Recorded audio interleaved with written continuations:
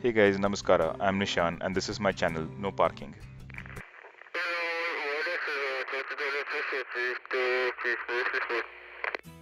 As most of you know, BMW has finally launched the 310 GS here in India, and I'm at the Bangalore showroom, not far from where the motorcycle is actually manufactured.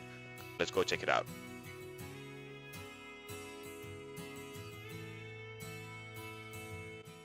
I've waited 2 long years since its international launch back in 2016, and here it is.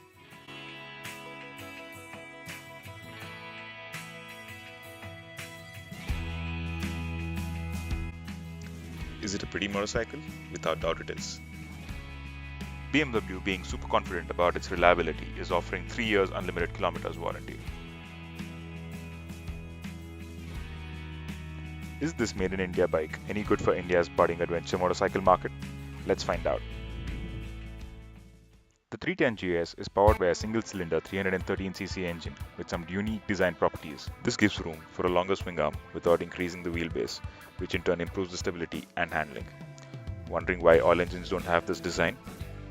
Anyway, the engine produces 34 horsepower at 9500 rpm and the top speed of the bike is about 140 kilometers per hour. Not enough?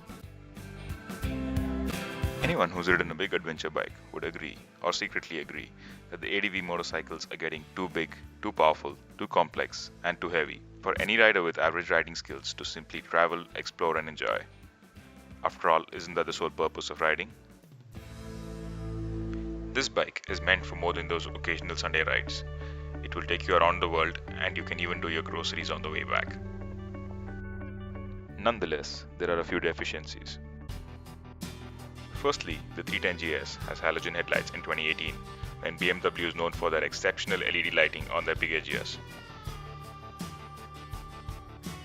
The windscreen is short and will be effective in only keeping the wind off your chest, and surely not off your helmet.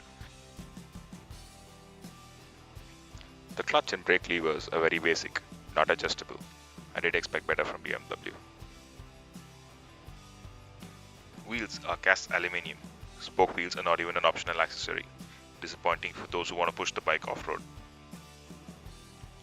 While the handlebar is nice and wide, making the riding posture very comfortable, I would prefer to move it a bit forward and raise it by 20 to 30 mm to make it easier to stand up and tackle rough terrain.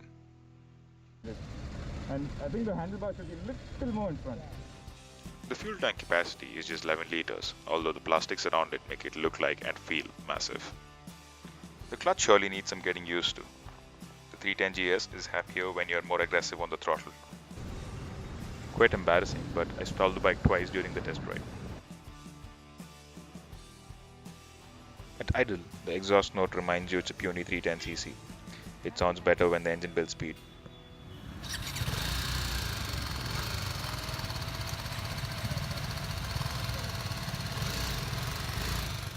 Lastly, the pricing.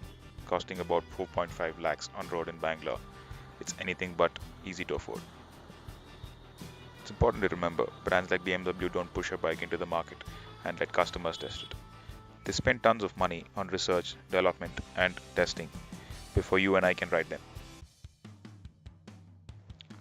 If I haven't already praised the 310 GS enough, there are a few things I cannot fail to mention. The build quality is probably the best amongst any made in India motorcycle. The version we would get seems to be the European model. Considering the several German information stickers on the bike, we can imply that BMW does not have two quality standards. BMW lets you customize the seat height.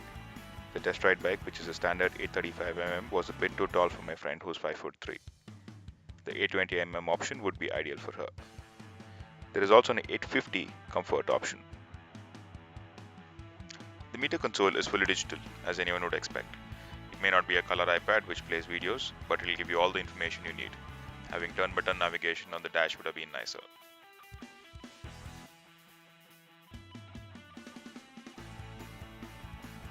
The 310 GS gets a large luggage rack, which is the same one on the 1200 GS.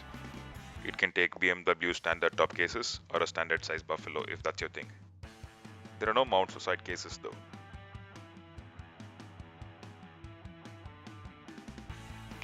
The fuel efficiency is claimed to be around 30 km per litre.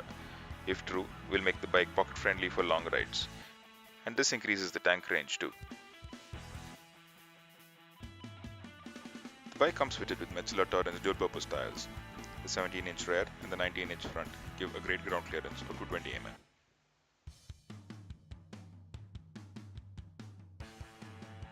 The 300 and 240 front and rear disc brakes are quite effective. The dual-channel ABS can be switched off for off-road use with the push of a button. The long travel suspension setup is very comfortable even on bad roads. I reckon riders weighing over 90 kilos may observe suspension bottom out if they were to push the bike hard on rough terrain. I would have preferred a stiffer front setup. Unfortunately, they're not adjustable. Expensive aftermarket upgrades are available abroad. The bike weighs a manageable 170 kgs with a full tank of petrol. It's not much considering the Royal Enfield Himalayan weighs 191 kgs.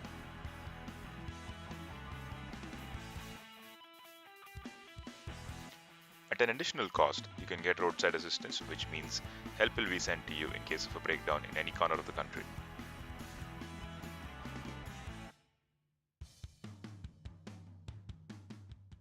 In summary, the G310 GS will be a premium, high quality, reliable, easy to ride, and a fun adventure motorcycle. I will be happy to answer your questions in the comment section. Thank you for watching and ride safe.